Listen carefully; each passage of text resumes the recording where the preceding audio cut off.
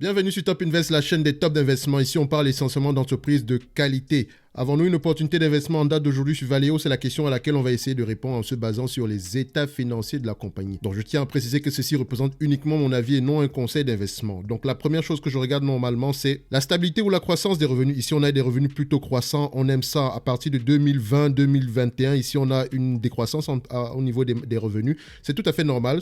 On peut se dire que c'est la période de Covid ici. Mais vous devez lire vos rapports financiers pour avoir la précision. Parce qu'ici, les états financiers présentent les chiffres, mais pour faire parler les chiffres, vous devez lire vos rapports financiers. Alors, quelle observation on peut encore faire en supplément ici? Vous remarquez qu'entre 2015 et à peu près 2009, on a une certaine stabilité des revenus. On peut savoir que ici, c'est par rapport à la récession, mais à partir de 2019, on a une croissance des revenus. Pourquoi est-ce qu'on a une croissance des revenus entre 2010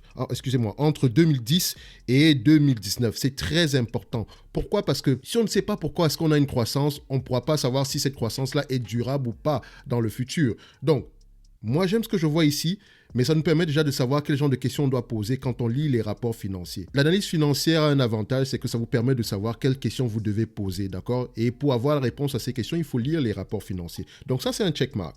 Maintenant, au niveau de la marge brute, ici, on veut des marges brutes stables ou croissantes. Donc, on a une stabilité des marges brutes. J'aime ça, d'accord? Donc, ça, c'est également un checkmark. Au niveau de la marge EBITDA, est-ce qu'on a une stabilité ou une croissance des marges EBITDA? On va se dire qu'on a à peu près une stabilité des marges EBITDA. D'accord? On observe ici que les marges, on avait les plus grosses marges qu'on a eues, c'était aux alentours de 2017. C'est très important parce qu'on va revenir sur 2017 justement. Donc, ici, ça c'est la période de Covid, donc on peut savoir que les marges ont diminué, mais elles sont en queue de croître à partir de ce niveau-ci, donc à revenir à la normale. Donc j'aime ça, pourquoi? Parce que quand l'entreprise opère dans un environnement normal, elle a à peu près des marges stables. Mais également, il faudrait remarquer qu'en temps de récession également, on a des marges peu élevées, ce qui est tout à fait normal. Donc vous pouvez constater ici qu'on a une différence de marge entre cette période-ci et cette période-ci. Donc peut-être qu'également on a eu une augmentation des marges par rapport aux différentes périodes qu'on a eu à voir dans le passé. Mais j'aime ce que je vois ici. Ça, c'est un checkmark. Au niveau des têtes d'endettement ici, donc, on peut faire une dette nette sur EBITDA inférieure ou égale à 5. Et pour ce genre d'entreprise, vu qu'on exerce dans un secteur très cyclique, il faut absolument que ce ratio-là soit aux alentours de 3 en descendant. C'est très important. Donc ici, on a une dette nette sur EBITDA aux alentours de 2,92. Vous remarquez ici qu'en 2020, c'était 5,13. Très important maintenant de remettre cela dans le contexte. Vous remarquez que les marges EBITDA ont diminué ici, donc ce qui veut dire que le volume en termes d'EBITDA également a diminué, donc ça pourrait impacter ici, ça pourrait impacter ce ratio-ci de manière négative. Donc négative dans le sens où si nos EBITDA diminuent, ça augmente ce ratio normalement, alors que peut-être c'est temporaire, la variation de ces EBITDA-là. Donc ici, pour pouvoir voir à peu près où est-ce qu'on s'en va, on va regarder ici l'état de la dette en termes de volume. Donc ici, la dette nette ici, en termes de volume, on voit bien qu'elle n'a pas bougé, bon, presque pas. On a quand même une variation entre 3 milliards 250 millions et 3 milliards 490 millions, d'accord, parce que ça c'est en milliards. Donc on voit que l'état d'endettement a augmenté ici, donc entre 2016 et 2017, donc encore une fois, 2017, très important. Et qu'est-ce qu'on remarque ici? On remarque qu'on a une croissance entre 2016 et 2017, donc une croissance des revenus. Donc ça peut être généralement des revenus par acquisition, donc c'est-à-dire que l'entreprise a dû faire une acquisition dans cette période-ci. Parce que normalement, quand on a ce genre de variation, si pour une entreprise qui a l'habitude d'avoir plutôt ce genre de choses, ça veut dire qu'on a fait des acquisitions sur cette période-ci. C'est pour ça qu'il faut savoir pourquoi est-ce qu'on a des revenus croissants. Si c'est organique, c'est correct. Si c'est par acquisition, ça peut être temporaire. Pas dans le sens où ça va diminuer, mais dans le sens où ça va rester plutôt constant. D'accord? Donc, maintenant, au niveau de l'évaluation, qu'est-ce qu'on va faire? On va l'évaluer ici en regardant premièrement ces marges brutes, ces marges nettes.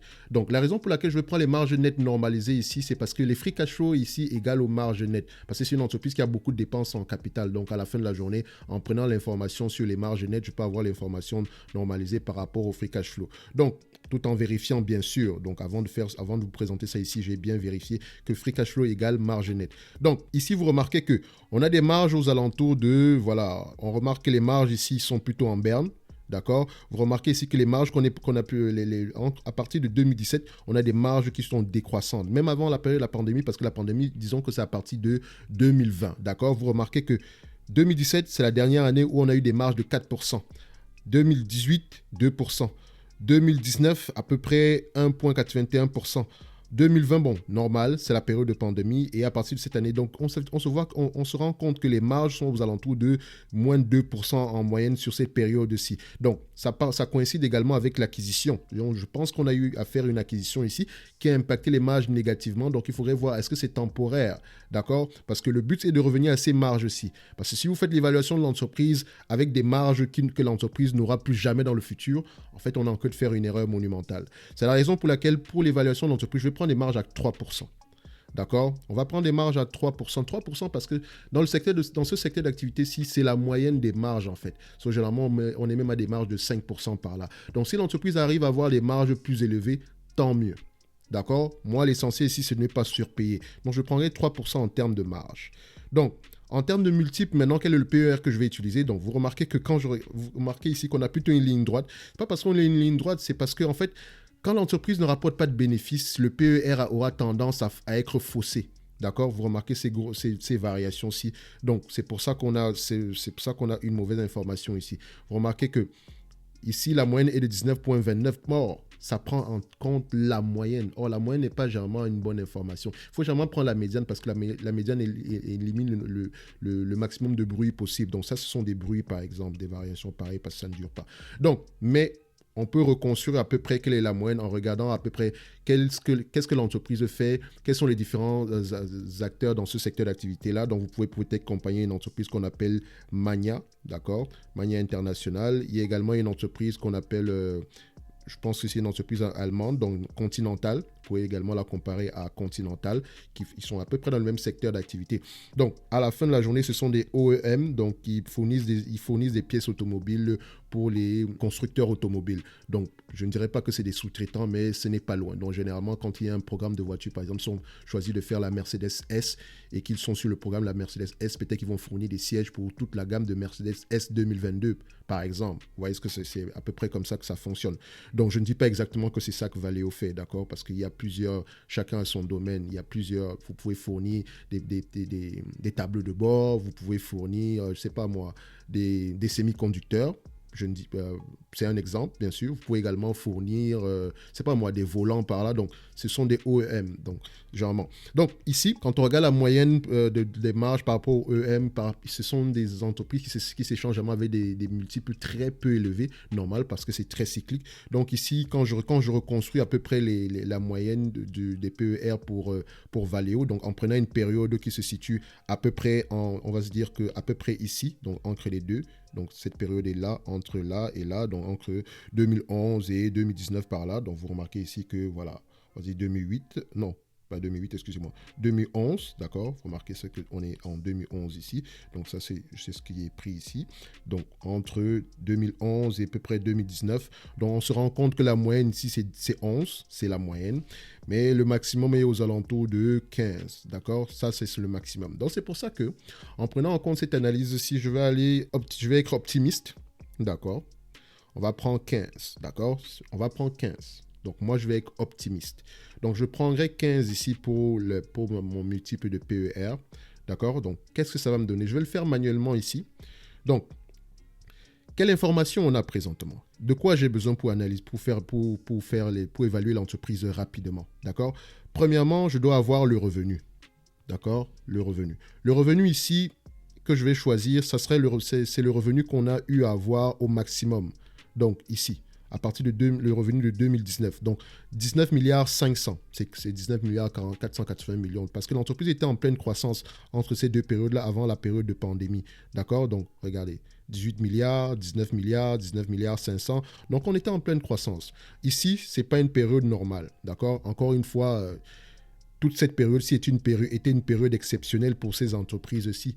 Pas parce que c'est un revenu qu'elle n'a jamais eu à avoir, c'est également parce que la macroéconomie en général, donc l'environnement macroéconomique en général était favorable, donc taux d'intérêt bas, inflation correcte, etc. Donc, encore une fois, ce genre d'entreprise, il pourrait avoir des problèmes par rapport à l'inflation, à l'augmentation des coûts des matières premières. Donc, et l'augmentation des taux d'intérêt également aurait un impact sur les ventes automobiles. Donc, il faudrait voir dans les rapports financiers qu'est-ce que l'entreprise dit par rapport aux risques liés à ces deux informations-là. Donc, que ce soit l'inflation, que ce soit l'augmentation des taux d'intérêt. Et vous verrez qu'ils vont vous dire que ça pourrait avoir un impact négatif. Donc, ce qui veut dire que quand vous allez analyser cette compagnie ou bien quand vous allez acheter cette compagnie-ci, il faut l'acheter avec une énorme décote. D'accord? C'est très important. Donc ici, on a des revenus de 19 milliards 500, c'est ce qui nous intéresse. Revenus, 19 milliards 500, d'accord? Le nombre d'actions ici, donc le nombre d'actions en date d'aujourd'hui de cette entreprise ici, on a 242 millions d'actions selon Yahoo, donc j'ai arrondi, 242 millions d'actions. Maintenant, la dette nette, d'accord? La dette nette ici, je vous ai montré ici tantôt tout à l'heure, on avait une dette nette en termes de volume aux alentours de 3 milliards 490 millions. Je vais mettre 3 milliards 500, d'accord? Juste pour arrondir. Donc 3 milliards 500, d'accord? Maintenant, le free cash flow, le pourcentage de free cash flow, je sais que je vous ai montré les bénéfices nets normalisés, mais je vous ai dit que j'ai comparé cela au free cash flow. On a pris 3%. D'accord, 3%. Donc, on a à peu près les éléments, tout ce dont on a besoin pour évaluer l'entreprise ici. Donc, la première chose que je fais normalement, c'est combien représente 3% de 19 milliards 500. Donc, on prend nos calculatrices, on fait 19 milliards 500 multiplié par 0,3. Donc, 0,3, c'est 3%, d'accord. Donc, si vous prenez 3 divisé par 100, multiplié par le 19 500, ça vous donnera 5 millions 585 millions, d'accord? Ça vous donnera 585 millions. Donc, quand on fait 19,5 multiplié par 0,03, ça fait ici 585 millions, d'accord? Première étape. Donc, j'avais oublié par exemple ici le PER, d'accord? On a besoin d'un PER de 15 également. Donc, revenu, nombre d'actions, dette nette, marge de free cash flow et PER. On a tous nos éléments. Donc, maintenant, on prend 585 millions multiplié par 15 fois les PER. Donc, 5, 8, 5 multiplié par 15 fois les PER. Ça donne combien? Quand vous faites ce calcul-là, donc, ça me donne ici 8 milliards 775. D'accord? Ça fait 8 milliards 775 millions. D'accord? Maintenant, quand on a nos 8 milliards 775 millions, on enlève la dette nette, d'accord? Donc, on prend ici 8 milliards 775 moins la dette nette de 3 milliards 5, d'accord? Ça donne combien? Ça donne ici 5 milliards 275 millions, d'accord? Une fois qu'on a nos 5 milliards 275 millions, on divise par le nombre d'actions, donc divisé par 242 millions d'actions. Donc, on prend le divisé ici par 242 et ça nous donne ici 5 milliards 275 divisé par 242 millions d'actions. Ça nous donne ici 21,79. Donc, pour arrondir, parce qu'on ne veut pas avoir précisément raison, d'accord? On veut avoir le moins de tort possible. On va se dire que ça fait 22. D'accord? Donc, 22 euros, ça sera la valeur de cette entreprise si on prend en considération 1.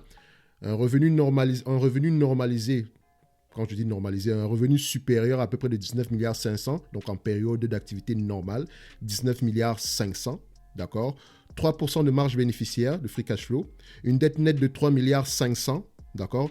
Un nombre d'actions de 242 millions et un PER de 15. S'il y a un quelconque changement sur ces éléments, si vous comprenez que le calcul qu'on essaye de faire ici aujourd'hui, pas qu'il sera faux, mais ne sera pas identique à ce montant-ci. D'accord? Donc, si vous pensez que l'entreprise n'aura pas des revenus de 19 milliards 500 d'ici à 5 ans, vous ajustez en conséquence. Si vous pensez que 15 fois les PER, c'est trop, vous ajustez également en conséquence. Si vous pensez que les free cash flow pris ici aujourd'hui, c'est peut-être des free cash flow qui sont trop bas, vous ajustez également en conséquence. Donc ici, moi, je ne veux pas m'éloigner de la valeur ici. Donc, quand je prends les éléments en considération ici, je constate que, OK, on a l'habitude de rapporter 4% en termes de free cash flow, 4 à 5%, 4% en termes de moyenne des free cash flow. Je vais prendre 3% parce qu'on est dans une période assez difficile. Je prendrai 3%, d'accord?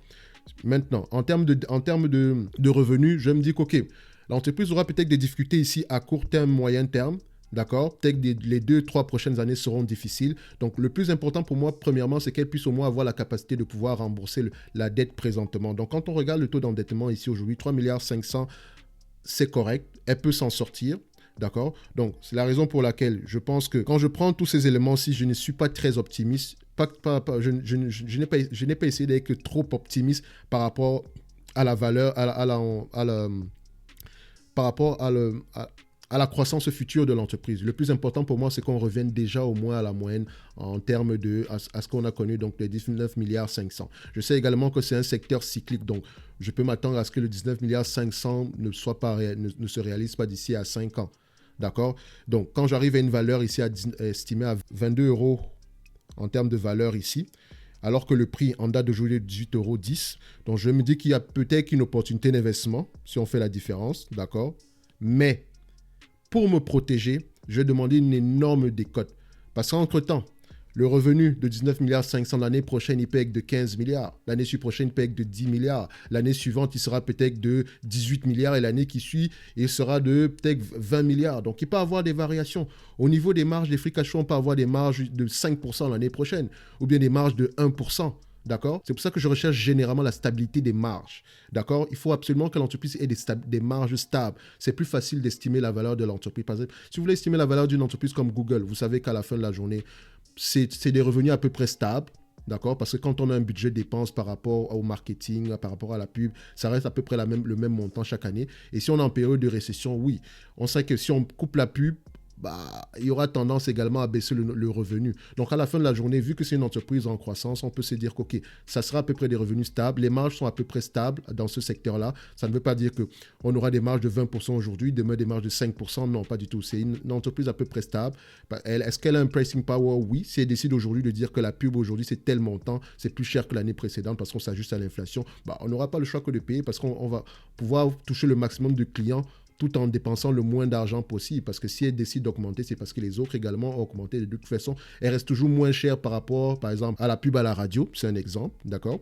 Donc, à la fin de la journée, tout dépend du secteur d'activité. Donc ici, quand on est dans un secteur d'activité très cyclique, c'est très difficile d'estimer l'entreprise, d'estimer la valeur d'une entreprise. C'est pas que c'est impossible, mais c'est difficile. Il faut vraiment prendre des pincettes pour pouvoir le faire. C'est la raison pour laquelle il faut généralement se garder une énorme marge de sécurité. Donc moi, je dirais ici, si moi, je vais acheter l'entreprise Valeo, d'accord, après avoir analysé l'entreprise en profondeur, donc qu'est-ce qu'elle fait exactement?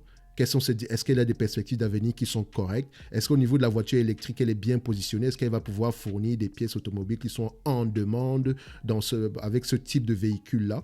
Donc, qu'est-ce que les compétiteurs font? Quelle est la marge bénéficiaire? Qu'est-ce que le management pense par rapport à l'augmentation des marges dans le futur? Donc, ce sont des questions que je dois poser en regardant les rapports financiers. D'accord? Donc, ici, si je veux l'acheter, cette entreprise va m'intéresser à partir de 10 euros. 10 euros, pourquoi? Parce que je sais que si je me suis trompé par rapport à ce que j'ai fait ici, au moins je sais une chose, c'est que je ne vais pas surpayer. D'accord? Donc, si le revenu futur est plutôt de 15 milliards, je sais que je peux m'ajuster en conséquence parce que déjà mon prix d'achat sera situé aux alentours de 10 euros par là.